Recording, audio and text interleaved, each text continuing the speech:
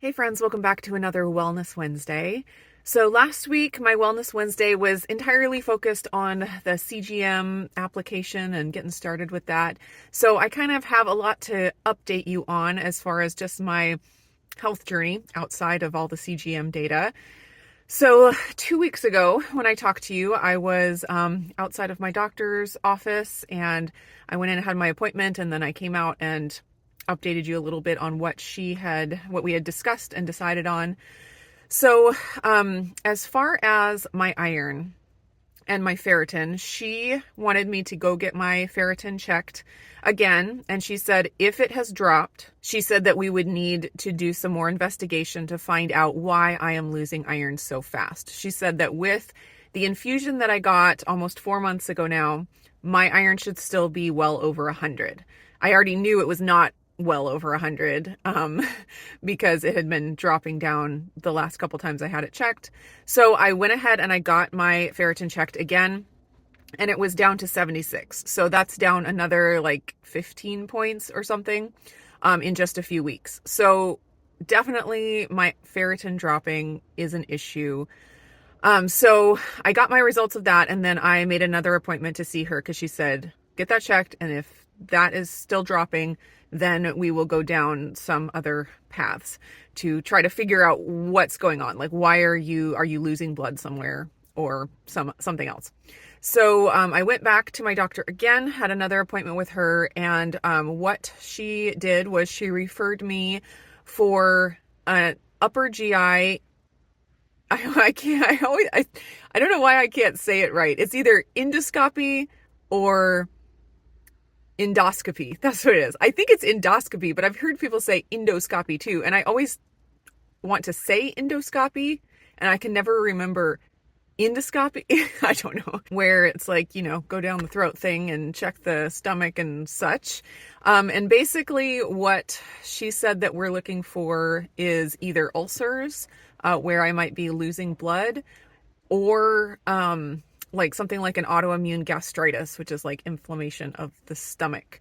Something like that would explain why my iron just is dropping and I'm not able to absorb it or retain it, or both. There's just something going on. We are not doing the colonoscopy yet. She also referred me for a lab test that basically looks for occult blood in the stool. So I did that, still waiting on the results of that. I think if that were to come back positive, it'd be more likely to, point to doing a colonoscopy just to see what's going on there. But I'm hoping that it will come back negative so that we don't have to even go that direction. So I have the endoscopy referral that I need to get scheduled, which I was on the phone on hold waiting for like 20 minutes day before yesterday, and a little message came on and it's like, we're sorry for the long delay. If you want to keep holding. If you want to press 1, you can leave a message. And I kept holding and they just hung up on me. It's like, thanks a lot. That was very helpful of you. So anyways, I called back and just immediately hit the button to leave a message, and I left a message 2 days ago. Still have not heard back. Apparently you're supposed to hear back within 2 business days, but we will see if that happens. But until then, I have to deal with my iron dropping the way it is. And I have been supplementing, and I've tried different supplementation strategies, and I don't know if the supplementing has been helping at all, just because every time I've checked my ferritin, it's dropped a lot in a short amount of time. So maybe it would have dropped more if I hadn't been supplementing, but at this point I have very little evidence that the supplementing is actually doing anything at all for me. So I asked her, I was like, so at what point can I get another iron infusion? Like, if I'm not able to absorb iron or hold on to iron, like, in order to function, can I get another iron infusion? And like, I was like, is there something like a mini iron infusion where you can get that every, couple months or something just to keep your levels up? And she said, yes, there absolutely is. And, so she referred me to an IV clinic here in the Portland area, and that's actually where I'm headed this morning.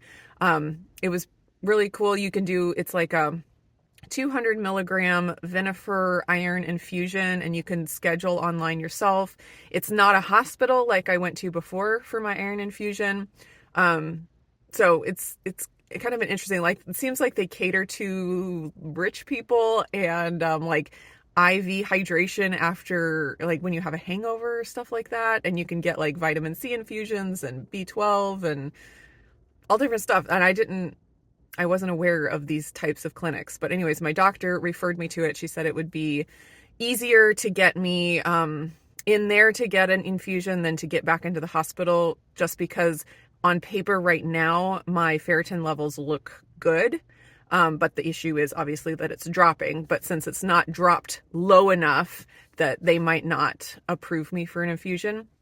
But in this private clinic, I don't know if it's private, whatever it is, this other clinic, it's easier to get in. And it's a small infusion. So it's something that I can do periodically as needed, because I have had iron deficiency symptoms come back, and it's been super discouraging. And they obviously have come back very slowly. So I would notice some things happening and I'd be like, oh, that sounds like, or that feels like an iron deficiency symptom. But you know, you're like, I don't really know for sure, because it's just this little thing. And it kind of gradually, they kind of have built up. And then when it became really obvious for me was on my last cycle, like day 3 after the heaviest part, it just hit me like a ton of bricks. And basically I had a headache for 3 days straight. I had like the pounding, whooshing in my ears that is a classic iron deficiency symptom, and just like wiped out completely.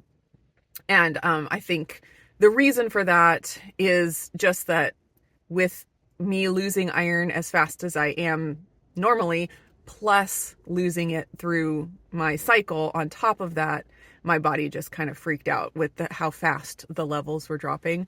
And I got all of those symptoms coming back. So basically I told my doctor, I'm like, I'm dreading my next cycle coming up in a couple of weeks here. And she, totally understood that. And so that's why she referred me to this other clinic, and it was super easy to just get online and schedule an appointment. I think it was like 3 days ago that I went online and I was able to schedule it for today. So there was hardly any wait at all.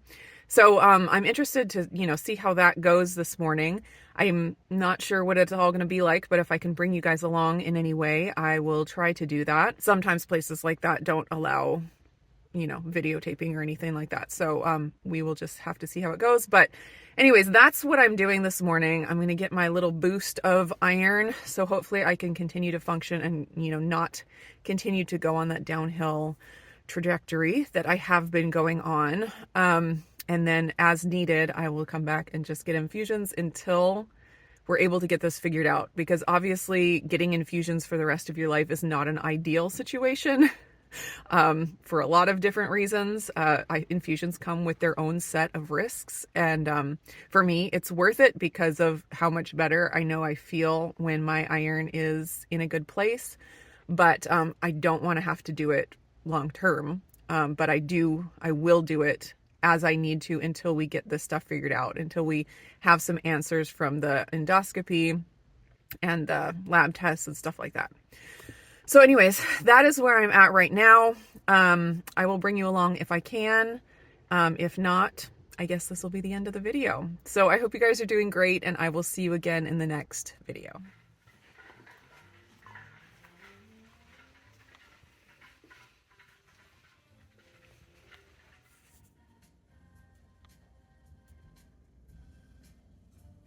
There it is.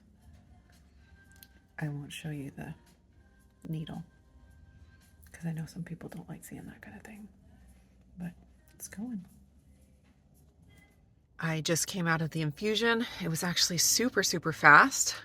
Surprised at how fast it was. But I was the only patient in the clinic, and there was only one gal working. It was simple, easy, quick.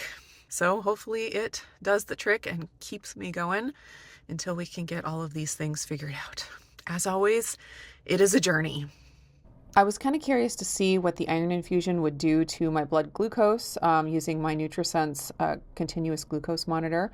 So you can see the blue dot there. That is the iron infusion. I just added it as an activity just so I could track it. And you can see I was pretty solidly at 96 for my blood sugar before that. And then pretty quick, it jumped to 109 just, within 10 minutes of starting the infusion, and then it dropped down to 98, so pretty much back to baseline, went up to 104, and then back down to 94, which is 2 below baseline, then 98, and then pretty solidly down below baseline. So that was just kind of interesting. I didn't know what the didn't know really what the infusion would do. The infusions, the different ones, they have names. Like I believe the one that I took is called iron sucrose, something like that, but they have names that sound like sugar. So I was really curious to know like what in the world would happen to my blood sugar, but it was a very minimal jump, just about the same as I see from eating my lower carb ketovore type meals. So not anything that I'm concerned about, and I wasn't really concerned anyway. I was just curious. So if any of you were curious, that's what my blood sugar looks like after the infusion, at least 2 hours after.